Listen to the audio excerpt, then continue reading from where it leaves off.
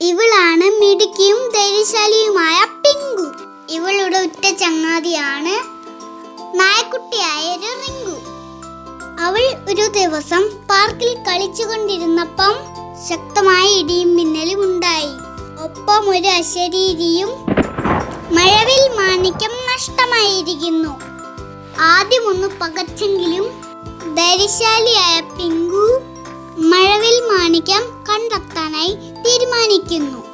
അതിനുള്ള യാത്രയിൽ അവൾ ആദ്യം പരിചയപ്പെട്ടത് തുരങ്കത്തിന്റെ കാവൽക്കാരൻ ആമച്ചാരെ ആയിരുന്നു. ആമച്ചാരുടെ ചോദ്യങ്ങൾക്കെല്ലാം ബുദ്ധിമതിയായ പിങ്കു ഉത്തരം നൽകി.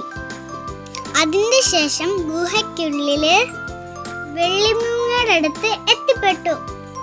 അവിടെ നിന്നും വിജയകരമായി മുന്നോട്ടെത്തിയ പിങ്കു പിന്നീട് മാണിക്യം കൈകലാക്കിയ കുറുക്കന്മാരുടെ ഗുഹയ്ക്കുള്ളിൽ എത്തിച്ചേർന്നു.